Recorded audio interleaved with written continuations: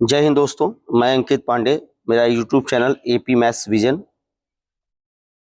जिस पे आप लोगों को मैंने वादा किया था कि आपके टॉपिक के अकॉर्डिंग, चैप्टर के अकॉर्डिंग इंपॉर्टेंट चीज़ें जो बोर्ड में रिलेटेड है, मैं सारी चीज़ों आपको देता रहूँगा। जैसे कि स्टूडेंट्स ने कहा था कि आप बेसिक प्रोबेबिलिटी थ्योरम के बारे में सर बताइए और इसके प्रूफ बताइए कैसे होते हैं। तो मैं अभी आज ये आपको इसके बारे में और इसके प्रूफ से रिलेटेड मैं आपको कराता हूँ। फिर इससे रिलेटेड जो है जो इंपॉर्टेंट क्वेश्चन होंगे वो भी जाएंगे। क्लियर है? तो ये बेसिक प्रोबेबिलिटी थ्योरम स्पेशली मैं इसलिए दे रहा हूँ क्योंकि इसका प्रूफ जो है इसे थेल्स थ्योरम भी कहते हैं, और आपके एनसीईआरटी में इसे थ्योरम 6.1 के नेम से लिया होगा।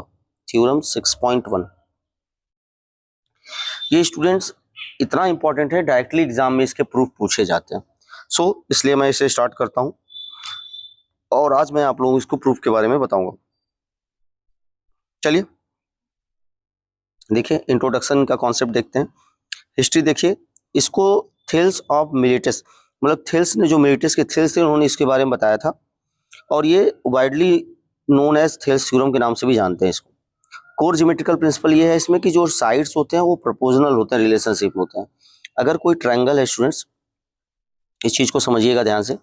There is triangle, there is triangle, if कोई ट्रायंगल है स्टूडेंट्स, कोई ट्रायंगल है तो यहाँ कह रहा है कि अगर एक साइड है जो कि अगर किसी वन साइड के पहले अदर टू साइड को इंटरसेक्ट कर रही है तो इक्वल रेशियो में, प्रोपोर्शनल में, इक्वल रेशियो में डिवाइड करेगी। इसी की बात कह रही है, इसी के बाद ये थ्योरम कह रहा है, और ये पूरा चैप्टर 6 को पूरा इंटायर ये कवर करता है। इसको चीज़ों को समझने की बात है। क्लियर है? तो इस पे डिस्कस होने वाला है। चलिए आइए स्टेटमेंट से रिलेटेड बात करते हैं। स्टेटमेंट क्या है इस थ्योरम की? इस थ्योरम की स्टेटमेंट क्या है? If a line is drawn parallel to one side of triangle. Student ध्यान से देखिए, स्टेटमेंट क्या कर रहा है? If a line drawn parallel to one side of triangle. अब पहले स्टूडेंट्स ट्रायंगल हमारे पास हो जाना चाहिए। There is triangle, there is triangle, there is triangle. If a line drawn parallel to one side of triangle, line, there is a line drawn one side of parallel, one side of parallel, one side parallel, and other intersect other two side at a distance point, other two side at a distance point. If we have triangle ABC, this is the triangle, we take ABC and other two side DE, other two side को intersect कर रहा है D और E पे। अब student हमें बताना ये है कि ये इक्वल रेशियो में डिवाइड करा, ये हमको प्रूव करना है। तो थोड़ी सी प्रूफ के लिए स्टूडेंट्स हमेशा जान लीजिए, जब भी आप प्रूफ करिए तो जो आप डायग्राम बनाते हैं उसके कुछ इंफॉर्मेशन दे दीजिए। तो हमारे पास जो डायग्राम है उसमें मैंने क्या बनाया है? We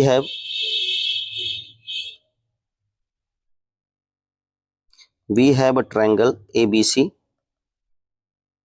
in which D parallel to BC, in which a line D parallel to BC intersect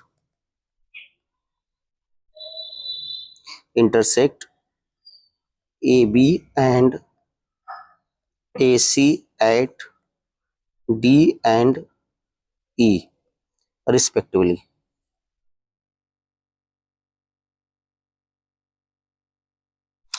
ये जनरल इंफॉर्मेशन आपको दे देनी है। फिर स्टूडेंट्स हमें क्या कह रहा है कि other two side are divided in the same ratio. अब ये हमको प्रूव करना है कि अदर टू साइड्स के इक्वल रेशियो में डिवाइड होते हैं। थ्योरम तो यही कह रहा है, अब इसको यही प्रूव करना है। तो हम यहाँ लिख देंगे we have to prove, we have to prove, we have to prove, we have to prove AD by DB is equal to AE by EC। ये हमको प्रूव करना है स्टूडेंट, ये हमको प्रूव करना है। अब इसको प्रूव करने के लिए हम लोग क्या क्या कर सकते हैं? इसको प्रूव करने के लिए हम लोग क्या क्या कर सकते हैं? तो कंस्ट्रक्शन कर सकते हैं। इसको प्रूव करने के लिए कुछ चीजें कंस्ट्रक्ट करनी होती है। आइए कंस्ट्रक्शन करते हैं।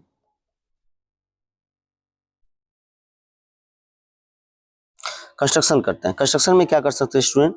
हम लोग क्या करते हैं कि जो बी है, और जो DC है इसको ज्वाइन कराते हैं, join B and DC, join B and DC, and draw EM and DN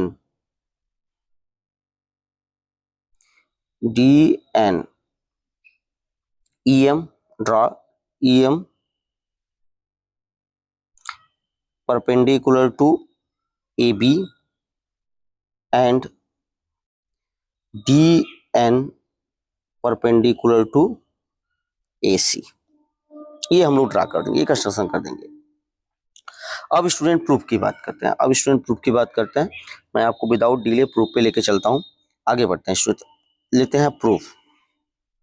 तो प्रूफ लेते हैं स्टूडेंट, तो क्या होता है प्रूफ। प्रूफ में स्टूडेंट ध्यान से समझिए कि इन चीजों को ध्यान समझना है कि हमारे पास ये जो ट्रायंगल है, इस ट्रायंगल को जो है हम लोग प्रूफ में इस्तेमाल करेंगे। तो इसको थोड़ा सा देखते रहने चलना है हम लोगों को। इसमें देखिए क्या है, हम लोग करते क्या, स्टेप क्या है हमारा। पहले इस ट्रायंगल एरिया AD का ट्रायंगल निकालते हैं। Area of triangle ADE।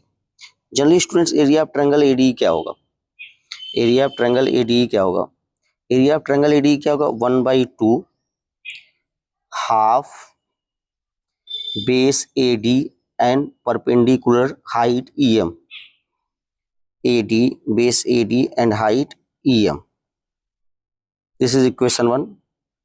and again area of triangle DEB निकालते हैं, एरिया ऑफ ट्रायंगल DEB निकालते हैं। तो ये क्या होता है, हाफ, इसका बेस DB लेंगे और जो हाइट है वो EM लेंगे स्टूडेंट्स, इक्वेशन 2। अब इन दोनों इक्वेशन को डिवाइड करते हैं। आप देखिए स्टूडेंट, जब इन दोनों इक्वेशन डिवाइड करते हैं, डिवाइड इक्वेशन 1 and 2, तो जनरली हमको क्या मिलेगा, तो area of triangle ADE divided by area of triangle DEB is equal to, अब स्टूडेंट देखिए, half AD multiply by EM divided by half DB multiply by EM। अब EM cancel out, half cancel out, तो जो result होगा AD by DB। अभी तक आपको ये नहीं समझ में आ रहा होगा कि हम लोग ये एरिया क्यों ले रहे हैं। अब देखिए कुछ रिजल्ट से आपको क्लियर हो सकता है। जो हमको प्रूव करना है स्टूडेंट, जो प्रूव करना है उसको ध्यान देखिए। हमें प्रूव करना है AD by DB is equal to AE by EC, इनके रेशियोज इक्वल दिखाने हैं। तो आप देखिए जरा, हमारा जो इक्वेशन 3 है उसमें LHS, प्रूफ का LHS का पार्ट आ गया। तो इस तरीके से हमको जो है, इसलिए इन एरियाज को लिया जा रहा है जिससे आप चीजों को समझ सके आसानी से। अगेन देखिए, अगेन स्टूडेंट देखिए, आप चीजों को अच्छे से समझिए। अगेन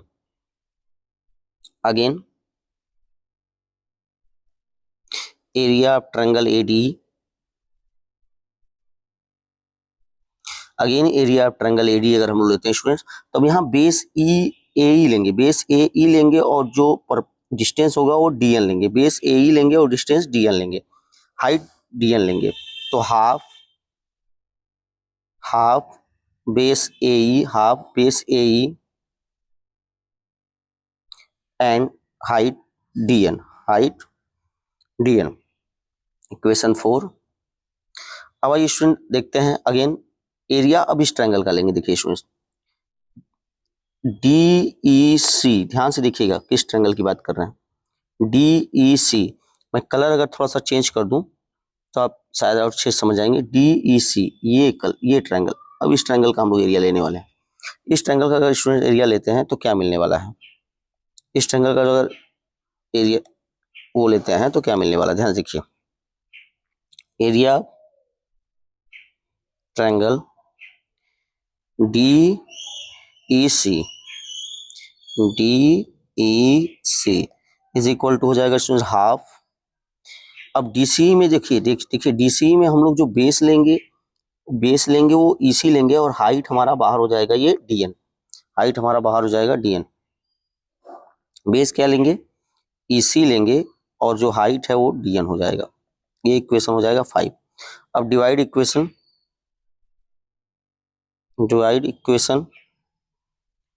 4 and 5, तो हमें रिजल्ट क्या मिलेगा, वी गेट डिवाइड करते हैं student, area of triangle A D E divided by area of triangle D E C is equal to half A E multiply by D N half E C multiply by D N. D N cancel, half half cancel out, हमारे पास जो result आया उसमें क्या आएगा, ए ई by E सी। आप ये देख पा रहे हैं जो हमें प्रूव करना है उसका आरएचएस भी हमको मिल गया, जो हमें प्रूव करना है उसका आरएचएस भी हमको मिल गया। देखिए स्टूडेंट जो हमें प्रूव करना है उसका आरएचएस भी हमको यहाँ पे मिल गया। अब स्टूडेंट देखिए क्या है, अब इक्वेशन 3 और इक्वेशन 6 को देखिए। इक्वेशन 3 और इक्वेशन 6 में एरिया ऑफ एडी, इसको जरा समझिए। एरिया ऑफ एडी दोनों में इक्वल है, दोनों में क्या है, इक्वल है। अब हमें अगर area of DEB area of DEC अगर इक्वल हो जाए, तो अगर ये एलएचएस इक्वल हो गए तो आरएचएस भी इक्वल हो जाएंगे। तो इस केस में हम लोग क्या करने वाले हैं, कैसे इनको इक्वल कर दिया जाए। तो हम लोग क्लास 9th में, जो कि अब सीबीएसई में डिलीट है, वहां से एक थ्योरम का स्टेटमेंट यूज करते हैं। जैसे ये जो ट्रायंगल है स्टूडेंट्स, मैं ये जो ट्रेपेजियम है डी सी बी, ये ट्रेपेजियम मैं यहाँ पे क्रिएट करता हूँ जिससे आप समझिए चीजों को। यहाँ पे एक ट्रेपेजियम हमारे पास डी सी बी, मैं ट्रायंगल का हाफ पार्ट ले आ रहा हूँ, डी ई सी बी, ये ट्रेपेजियम है। अब यहाँ पे देखिए दो ट्रायंगल है, एक ट्रायंगल है डी ई सी और एक ट्रायंगल है डी ई बी। इसमें आप देखिए ये दोनों ट्रायंगल पैरेलल, ये जो दो पैरेलल के बीच में, सेम पैरेलल के बीच में और इनका बेस सेम है। तो जो भी ट्रायंगल, ये थ्योरम का स्टेटमेंट क्या कहता है, area of triangles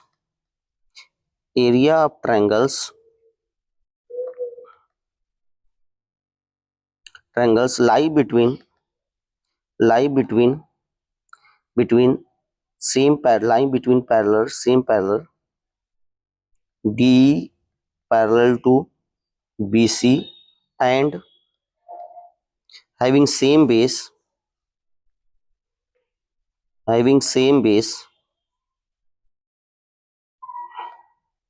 D are equal,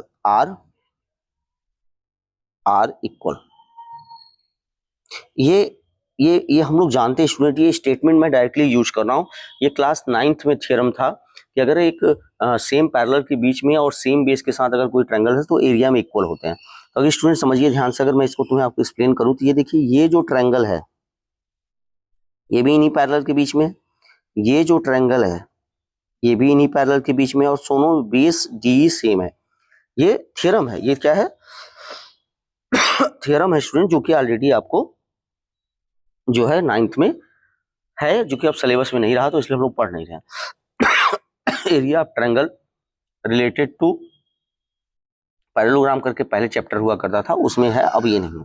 अब इस थ्योरम का यूज करेंगे तो हम लोग बता सकते हैं कि जो हमारे पास ट्रायंगल है, ट्रायंगल कौन सा है स्टूडेंट्स, ट्रायंगल ध्यान से देखिए, जो हमारे पास ट्रायंगल है स्टूडेंट्स वो कौन सा है, हमारे पास ट्रायंगल है area of triangle DEB, therefore area of triangle DEB is equal to area of triangle DEC।